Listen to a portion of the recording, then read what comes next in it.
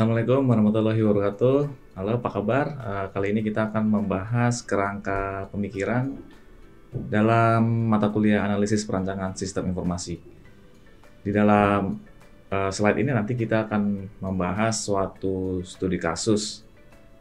Tetapi studi kasus ini umum ya, bisa dipakai untuk segala mata kuliah. Nah, diharapkan dari studi kasus ini nanti bisa kalian sintesis untuk permasalahan-permasalahan sistem informasi yang ada di industri. Oke, untuk yang pertama, saya mulai dari pertanyaan ya, mengapa kausal diagram itu penting? Jadi daripada sekedar bertanya-tanya bagaimana, maka akan lebih jelas ya dengan menggunakan kausal diagram. Jadi biasanya di dalam ketika kita akan menceritakan kepada seseorang di mana masalahnya, itu biasanya terdiri dari poin-poin. Nah, tetapi kelemahannya dari poin-poin itu tidak bisa menggambarkan secara jelas apa hubungannya poin 1 dengan poin 2, poin 2 dengan poin 3, dan bisa jadi hubungannya itu bisa paralel atau bersama-sama gitu. Tapi untungnya biasanya hubungan-hubungan itu digambarkan secara sequence. Untungnya begitu ya. Dan slide berikut ini nanti akan saya jelaskan ada ternyata poin-poin yang tidak sequence, jadi paralel gitu ya. Jadi outputnya paralel, inputnya 1, outputnya 2, gitu. Dan outputnya paralel. Ada juga outputnya yang berturut-turut gitu ya, sequence. Nah, jadi causal diagram itu tujuan utamanya gitu ya, tujuan besarnya adalah untuk menata pikiran. Menata pikiran itu mana yang menjadi urutan pertama, kemudian kedua, dan seterusnya. Mana yang duluan, mana yang terakhir. Apabila kita dihadapkan suatu masalah, nanti kita akan bisa menata masalah itu, mana yang harus diselesaikan pertama atau diselesaikan terakhir. Dan juga dengan menata pikiran kita bisa membidik mana yang menjadi tujuan itu. Oleh karena itu kausal ini sangat penting untuk terutama untuk menata pikiran ya. Jadi itu maksudnya dari kausal diagram ini adalah untuk menata pikiran, yang tujuannya nanti di bawah itu ya, kita bisa baca bersama di sini agar terbentuk benang merah dan mudah menulis gitu. Nah, jadi dalam rangka sebuah laporan misalkan kita mudah menulis laporan dengan sistematis. Tentunya kenapa bisa sistematis ya, karena pikirannya sudah tertata gitu. Oke, kita langsung saja ke studi kasus tentang pergudangan. Jadi video ini saya bawakan cukup singkat saja ya.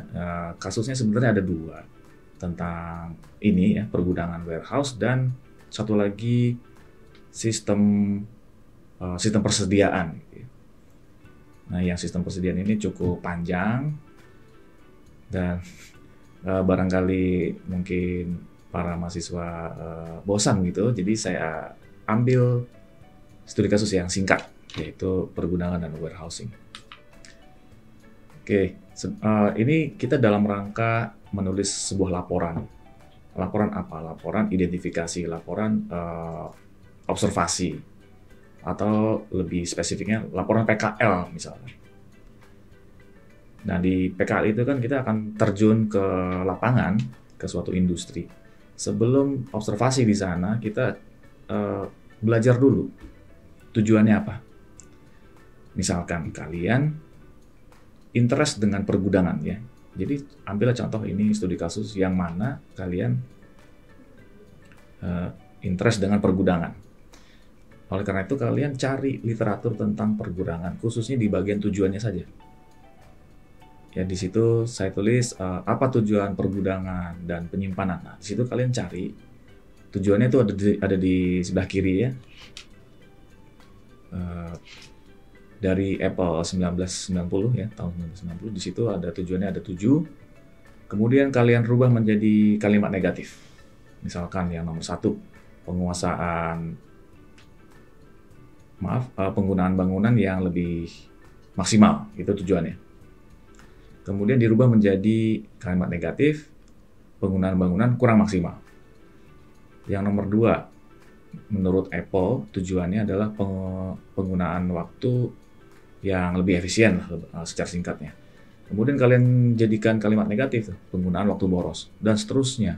Dan seterusnya, kita lihat di yang slide sebelah kanan, itu adalah semuanya kalimat negatif. Nah, kalimat negatif ini nanti kalian catat, kalian bawa ke lapangan, gitu, ke industri. Kalian bawa itu.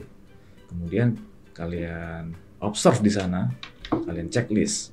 Apakah di gudang, misalkan di gudang rumah sakit, di gudang hotel, barangkali kan di hotel ada penyimpanan spray dan seterusnya gitu ya.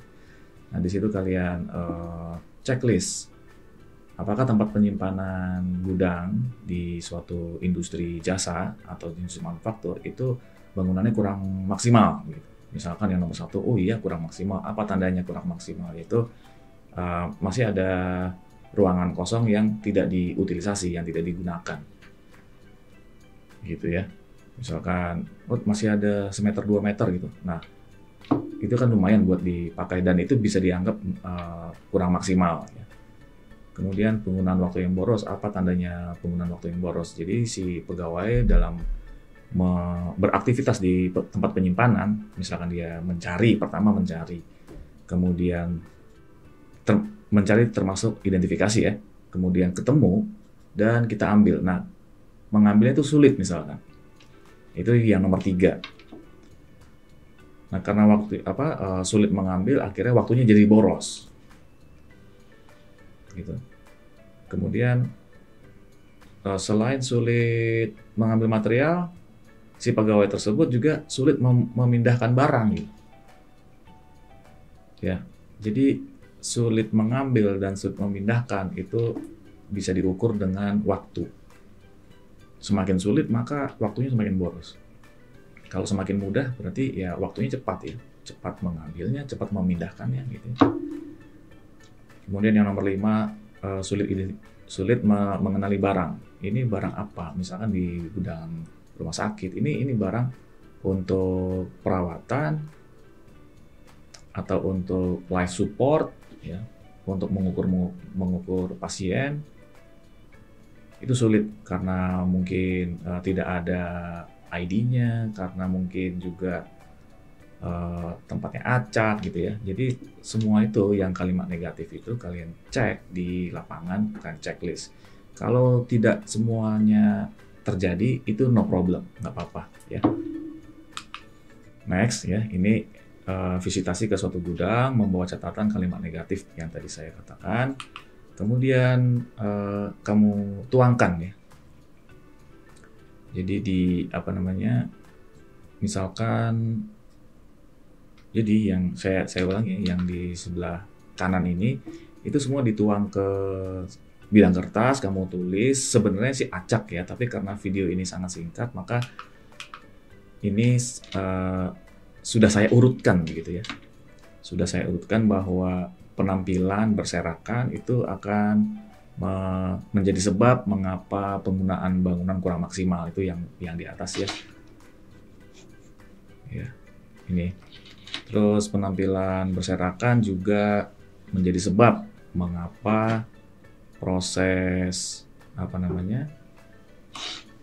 proses pemindahan barang tidak praktis dan seterusnya. Jadi panahnya ini semua dari kiri ke kanan ya, karena kita memang membacanya memang dari kiri ke kanan gitu ya. Kalau bangsa Cina atau bangsa Arab itu bacanya kebalik, dari kanan ke kiri gitu. Jadi ini memang saya sengaja untuk dari kiri ke kanan agar mudah dibaca. Kemudian penempatan acak itu menjadi sebab ya, kita lihat di kiri bawah itu, penempatan acak menjadi sebab mengapa terjadinya sulit identifikasi barangnya. Jadi intinya semua yang kalian temukan itu kalian tuangkan ke dalam kertas dan kalian buat hubungannya. Dan inilah yang tadi di awal video saya katakan, kalau rumusan masalah itu hanya poin-poin saja, kita tidak bisa tahu bagaimana interaksi antar poin itu. Mana yang menjadi output, mana yang menjadi input, mana yang menjadi sebab, mana yang menjadi akibat. Jadi ini adalah namanya rumusan. Atau bisa juga rumusan permasalahan gitu ya. Karena masalahnya belum saya tunjuk, maka saya anggap ini adalah rumusannya dulu. Kemudian yang paling bawah sebelah kiri, pemeliharaan barang pemeliharaan barang minim itu bisa berdiri sendiri. Itu tergantung nanti kalian negosiasi dengan para pembimbing bagaimana menentukan hubungan antara masalah satu dengan masalah lain, antara penyebab dengan akibat gitu ya. Kemudian kita lihat di sini ada lingkaran merah, lingkaran biru. Nah, mahasiswa itu atau kita sebagai observer ketika kita akan menyelesaikan masalah itu tergantung dari kemampuan yang kita punya. Kalau kita atau sumber daya yang kita punya. Kalau kita hanya mampu di situ, kita dengan berbagai alasan, misalkan alasan supaya tidak melebar masalahnya, maka penelitian ini atau laporan ini hanya berada di lingkaran yang warna merah itu ya. Itu adalah batasan masalah. Jadi skop dari masalah ini kalian batasi. Bisa jadi karena alasan tidak terlalu lebar, bisa jadi alasan supaya laporan tidak membutuhkan waktu yang lama, bisa juga dengan interest. Misalkan saya sangat interest dengan backtracking, dengan jarak tempuh misalkan. Gimana cara mengurangi jarak tempuh atau bagaimana cara mengurangi backtracking gitu ya. Nah, itu lingkaran merah adalah rumusan masalah yang harus kalian tulis di dalam rumusan masalah. Gitu. Nah, kemudian yang lingkaran biru itu bisa kalian tuliskan di dalam latar belakang dan kemudian nanti akan muncul lagi di manfaat penelitian. Jadi manfaat penelitian ini adalah jangka panjang, tidak harus dibuktikan di dalam laporan, ya, tidak harus diselesaikan maksudnya, tidak harus diselesaikan, tapi yang warna merah itu wajib diselesaikan dan harus ada buktinya.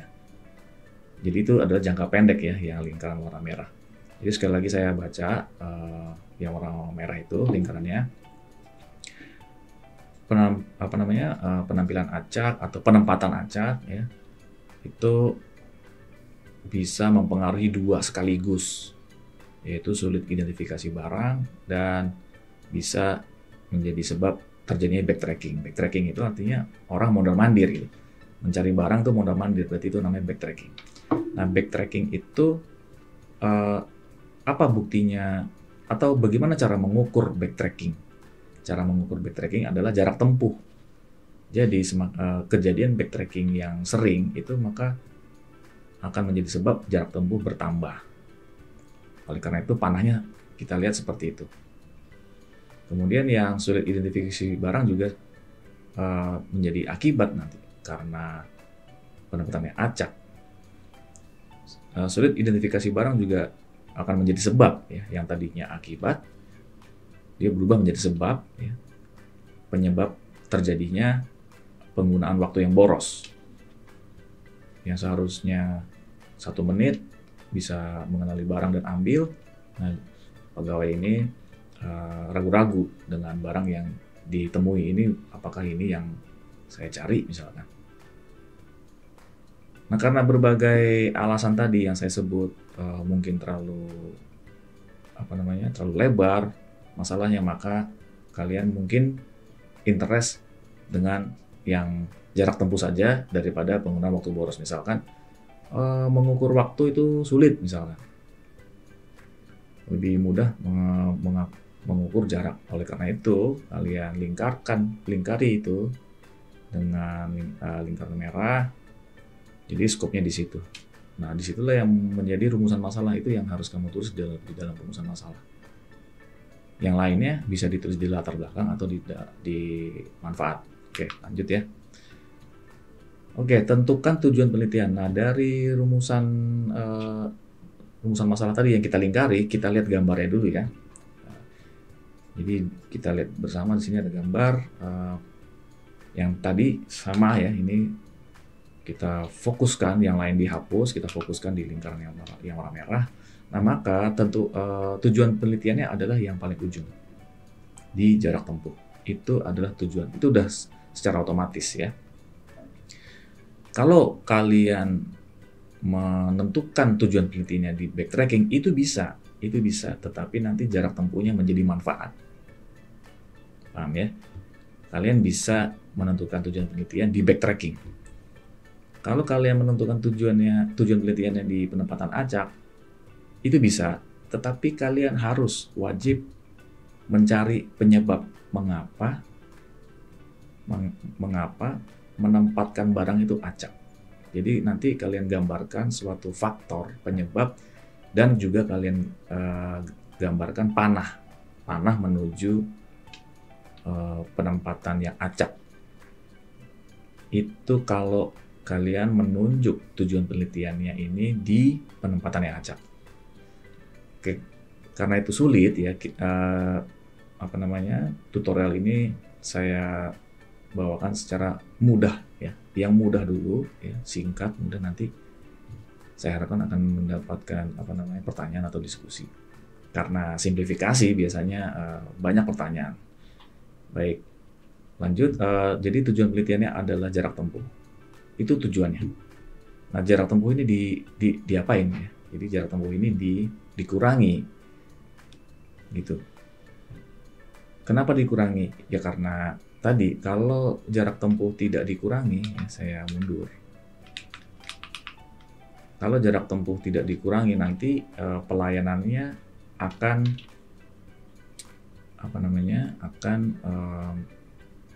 terbengkalai gitu ya. Tidak segera selesai pelayanannya.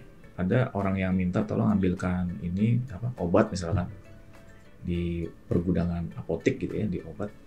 Saya mau beli ini, nah nanti kalau nyarinya lama nanti antriannya makin panjang gitu ya. Oke, oleh karena itu kita tujuannya adalah untuk mengurangi jarak tempuh ya, gitu. Nah, maka kita tulis di situ. Kita tulis di tujuan penelitian mengurangi jarak tempuh pegawai dalam proses pencarian dan pengambilan barang. Nah, dengan cara menggunakan class-based storage. Itu yang akan kalian tulis di tujuan penelitian. Jadi cukup satu aja. Nah, kalau kalian tadi misalkan memilih backtracking ya, yang tadi di atasnya ada sulit identifikasi, itu bisa. Itu bisa. Jadi tujuannya ada dua berarti. Nah, nanti tujuan itu akan dibuktikan tercapai atau tidak, gitu ya.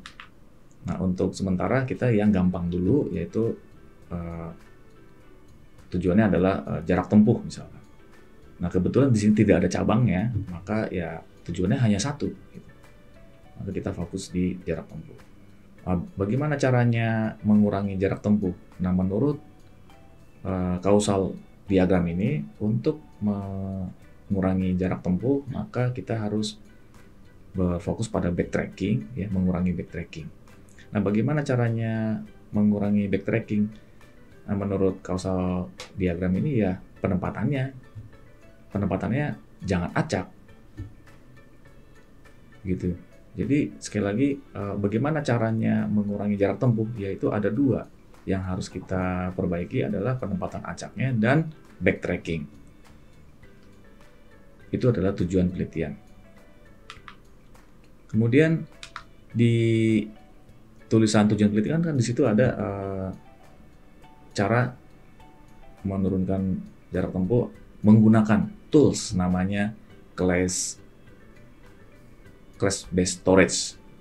Itu adalah tools. Nah, di manakah posisi metode class-based storage? Nah, disinilah kita mulai kita sebut kerangka pemikiran. Jadi harus lengkap. Kerangka pemikiran itu terdiri dari masalah dan solusinya. Nah, masalahnya kan tadi sudah kita gambarkan, ada masalah tentang jarak tempuh yang dipengaruhi oleh backtracking dan penempatan acak. Gitu. Nah, posisi si class-based storage itu, mohon maaf, di sini ada typo ya. Jadi di situ saya tulis dedicated storage ya. Jadi nanti bisa ada dua, dedicated storage dan class-based storage, nanti dicari mana yang terbaik. Nah, kita tempatkan di situ, di antara penempatan acak dan backtracking. Jadi cara bacanya begini, si penempatan acak ini nanti akan diproses oleh tools yang namanya class-based storage dan dedicated storage. gitu ya. Jadi akan diproses. Sebelum diproses kan butuh data, ya. Butuh data berupa frekuensi. Nanti itu akan kita bahas selanjutnya. Untuk sementara ini kan gambaran umumnya dulu, kerangkanya dulu, ya. Jadi kerangkanya seperti itu. Akan diproses, nanti keluar hasilnya berupa jarak tempuh. Jadi backtracking dan jarak tempuh itu bisa menjadi satu paket. Jadi jarak tempuh itu adalah cara mengukur backtracking. Nah, karena backtracking itu adalah suatu kejadian pegawai yang mondar-mandir, gitu ya. Nah, bagaimana cara memastikan, cara menentukan bahwa pegawai sudah tidak mondar-mandir? Gimana caranya? Tidak ada cara lain kecuali jarak tempuh. Jarak tempuhnya dihitung. Kalau jarak tempuhnya berkurang, sudah pasti backtrackingnya berkurang. Jadi jarak tempuh itu adalah indikasi. Jarak tempuh adalah indikasi bahwa backtracking berkurang. Oke,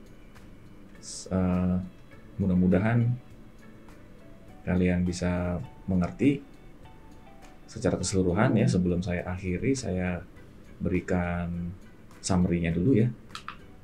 Jadi pertama, kalian mencari literatur yang sesuai dengan bidang kalian yang kalian minati.